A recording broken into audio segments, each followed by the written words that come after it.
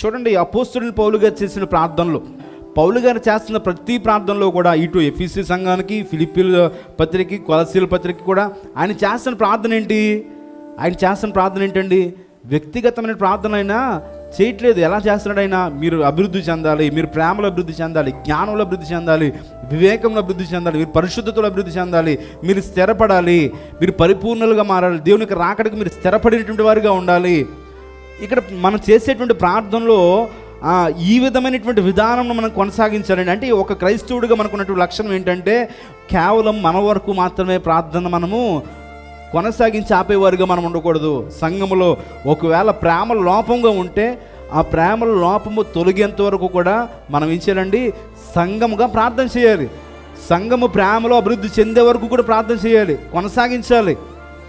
జ్ఞానంలో ఈరోజు కొంతమందికి జ్ఞానం లేక మాట్లాడుతుంటారు, కొంతమంది విషయాల్లో కొన్ని విషయాల్లో అజ్ఞానంగా మాట్లాడుతుంటారు. దాని విషయం ప్రార్థించాలి. వారికి జ్ఞానం లేక మాట్లాడుతున్నారు, అజ్ఞానంగా మాట్లాడుతున్నారు, తెలివి లేక మాట్లాడుతున్నారు, వివేచన లేకుండా మాట్లాడుతున్నారు.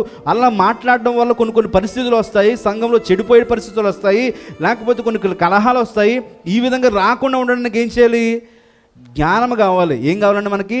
ఎక్కడ ఎలా మాట్లాడాలి, ఎక్కడ వివేచన కలిగి మాట్లాడాలి, ఏం మాట్లాడకూడదండి, దానికి మనకి ఏం కావాలి? జ్ఞానం కావాలి. ఎలా జ్ఞానం కావాలండి? మనం ఏం చేయాలంటండి? సంఘంలో జ్ఞానం కావాలని ప్రార్థన చేయాలి.